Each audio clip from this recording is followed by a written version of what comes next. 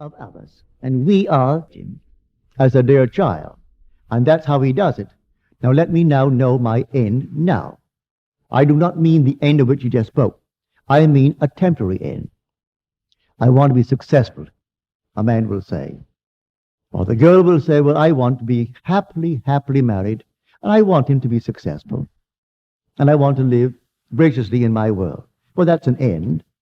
Go to the end. View the world from that end. Don't think of it. If you think of it, you're not in it. I must actually occupy the end. Go to the end and view the world from that end. Now act in it. How would it be if it were true? What would the feeling be like if it were true? For this is simply taking the end and drenching it in feeling. I assume the feeling of the wish fulfilled and I drench myself with that feeling. Then I open my eyes and the world denies it. It doesn't really matter. Let me remain faithful to that end. And then it will come just as suddenly. But strangely enough, I'm going to pass through, it may be not a severe tribulation, but I'll pass through certain trials, certain heartbreaks, certain delays that I can't quite understand.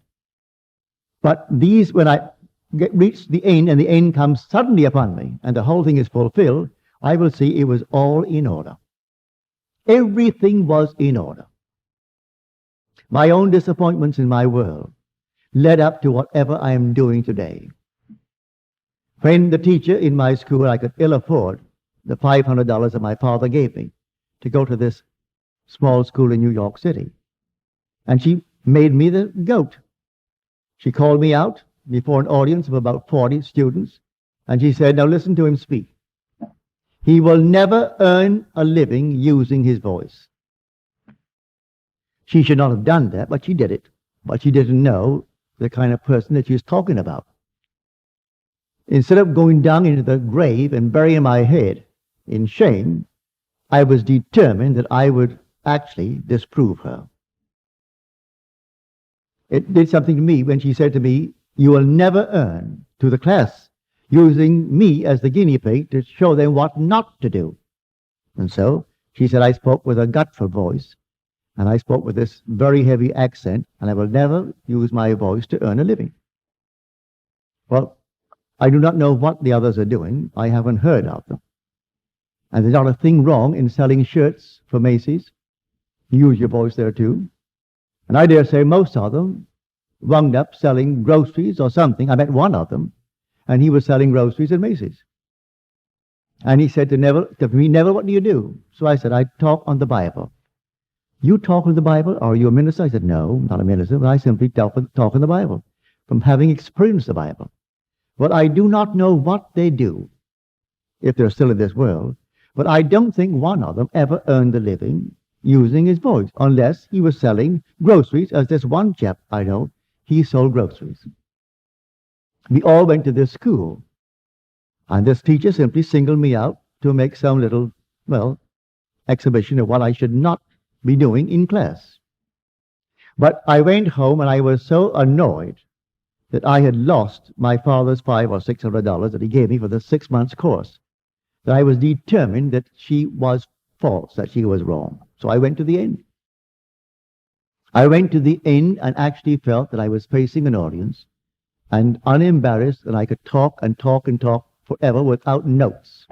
No notes. And so class came to an end, and I left. She was convinced, and maybe they were convinced. It doesn't matter what they do, it's what I do. So others may be convinced, it doesn't really matter. The whole vast world is yourself pushed out. Maybe I needed that jolt at that moment in time. And so I went through the different tribulations, and finally I found myself doing what I always wanted to do, to tell the story as it happened to me in my vision. I was having all these visions, and they were related, and yet how to do it. So the first that I started, I think 6 people came. I paid $3 for the hall, and they all came. I sat down. I wore a tux for the occasion. And I sat down and spoke for 10 minutes and dried up. Then I asked them to asked me questions. So they did, very graciously. They were all friends. Sent out 50 penny postcards. In those days, you could send a card for a penny. Sent out 50 and 6 came. And out of, well, sympathy, each gave a dollar bill.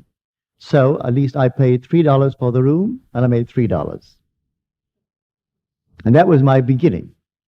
And then it grew from 3 to 10 to 20. And one night, when I had about 50, a man in the building saw me growing and growing and growing, and he thought he'd put a stop to it. And he was going to one of these New Thought conventions in Washington, D.C. And so he asked me to take his platform. And he had a very large audience of about 500. He thought that would throw me. And so I accepted his generous offer. I learned afterward his purpose was to simply get me out of the place. He thought I would simply make a monkey of myself before a vast audience who were trained differently. Unfortunately for him, unfortunately for me, the next time I spoke, my room couldn't take them. I had to move several times in 6 months, and then I moved to an old church that sat 1,100. So you see, he thought he was going to hurt me. As Scripture teaches, you meant it evil. You meant evil against me, but God meant it for good. So I got his audience. And then, about 3 years later, for some little infraction of the laws of New York City, they put him away for a couple of years. And when he came out, he asked me if I'd speak for him, and I said yes, without 1 penny.